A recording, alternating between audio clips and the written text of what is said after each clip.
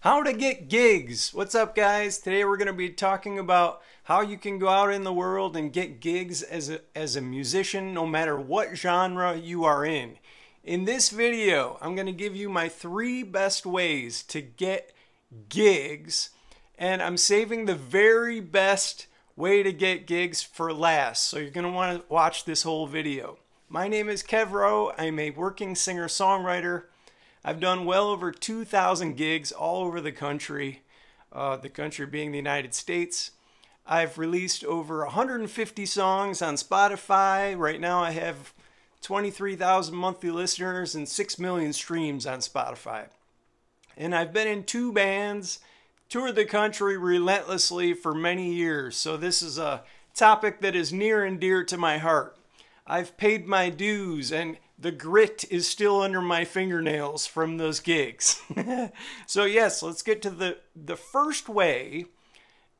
Let's talk about you first. You're a working musician. Maybe you've been honing your chops in the practice room with your band for a couple years, and you're saying to yourself, okay guys, we gotta get out there. Let's start booking some gigs, because this is why we're doing it, right? We want to get out there and play for live audiences, like people who can give us, first of all, it's a lot of fun. Second of all, we're going to get direct feedback on the material that we've been writing and rehearsing and getting ready as a show, right? It's the big dance. We finally get to go to the big show and present ourselves. So the first way that you're going to get gigs is cold calling. And yes, this is tough. I told you I'm saving the best for last, so watch till the end of the video.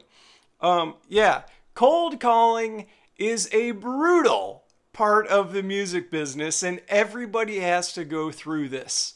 This is where, on your own, all by yourself, and it's usually one guy in the band who says to himself, that's it, I'm booking gigs. These other losers are back here just hanging out. I'm going to take the reins and finally do this. So it's up to that one person. It can be your whole band, but it's usually one person who starts to make a list, or in today's day and age, an Excel spreadsheet or a database of some kind of the venues in your local and regional markets that you're aware of already, where you go to see shows, and you make this long list, right? And maybe you write it out on notebook paper. Then you go online, you find the email addresses for these people, you find the phone numbers to the venue. So if it's a restaurant, you want the phone number. Maybe even the addresses. You're doing the hardcore research to figure out who is the person that you can contact at this venue who will book your band.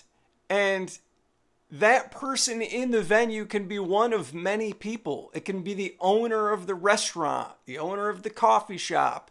If you're applying to a festival, it can be the people who run the festival. If it's a college, it can be the dean of events or something at the college. If you're doing want to apply to a city event in your local town, it could be someone in the mayor's office. It's a wide variety of people who you're going to be contacting. The other thing that's a wide variety is the times that you're going to be doing it. This is a 24-hour job, cold calling venues and booking your band. It's not like you can just do it like, I don't know, the same time every day and expect to get great results. Why? Because at your local bar, Mike, the guy who books bands, only has time to do it from 10:30 a.m. to 11 a.m. And how are you going to discover that? By learning about Mike. You're going to call at 2 o'clock and he's going to go, yeah, I can't do it now. Call me tomorrow.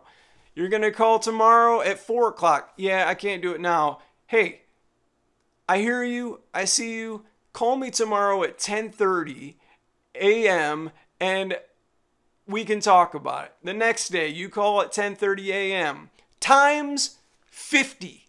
there's 50 mics and they all have a different time when they can actually talk to you and book your band. So what you do is you learn when people are available and that when they want to make deals. Again, this is the hardcore booking that goes on early in your career and you need to do. Here's another example. So you want to play at your local college. The guy who books the events there is only available at 3 o'clock to talk in person. So you got to go there from 3 to 3:30 to talk to him about this thing. The local coffee shop is only available at, I don't know, 8 a.m. before they've got a morning rush. I don't know. You're going to learn about who's booking these venues and when the best time to talk to them is. So it's really a people's business, which is kind of fun if you're a people person. That's the first way. Now, to extend this cold calling concept into the digital world, now you're talking about emailing venue owners and reaching out through the digital stuff. So maybe you might be sending them DMs on Instagram. And yes, these are things you can do on a more flexible time schedule, but still, you got to be patient with these people. Some of them need like 3-4 days to see your message and respond back. And others you might not hear from for 2 months because they're never on Instagram. But yeah, it's this cataloging of who you've contacted, whether or not you feel like they would like to have your band, and the possibility of an actual deal going through. So that's the first way: cold calling, emailing, DMing. The second way, which is a much better way to do it, but not the only way to do it, is networking. So in networking, this is where you're going to be reaching out to the other bands and other artists in your genre, in your scene, who you believe you want to play at the same venues they're playing at. In this case, instead of going to the venue owner, you go to the band leader or the band manager or that band's booking agent.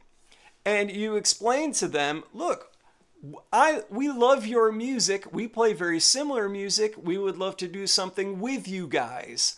Or at some point, we need to play together because we have so much in common.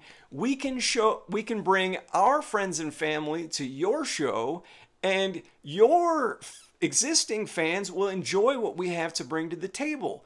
And you'll have to play a shorter set. So it'll just be a more fun event type of thing. Also connected to networking, this is when you're going to be reaching out to other business agencies to represent you. So mainly booking agents. This is when you're going to want to find the booking agents in your local and regional areas who book slightly higher concert venues and to bigger audiences. So these are guys who have like 20 years of names and phone numbers and relationships and lots of power in the booking world in your local and regional areas. And they're going to see, hey, these guys have potential. Let's throw them an opening gig at this city event I'm doing here in a month. Or, yeah, my main band, so-and-so, they need an opener at this venue we're doing 6 months from now. So let's book that out now. And you sell yourself to these booking agents and promoters. Take the networking even further online. This is where you're reaching out to other bands, artists, booking agencies, managers, all the music industry people online. So this is when you're DMing people on Instagram, emailing them, going to their websites, finding all the pertinent information, and reaching out to them digitally. So those are the first two ways, right? Cold calling and networking. And now we've got the third way, which is by far the best way to book. And by far and away the hardest way to book. But if you can do it, you've solved everything and you've got things going on. And this is what I like to call attracting offers.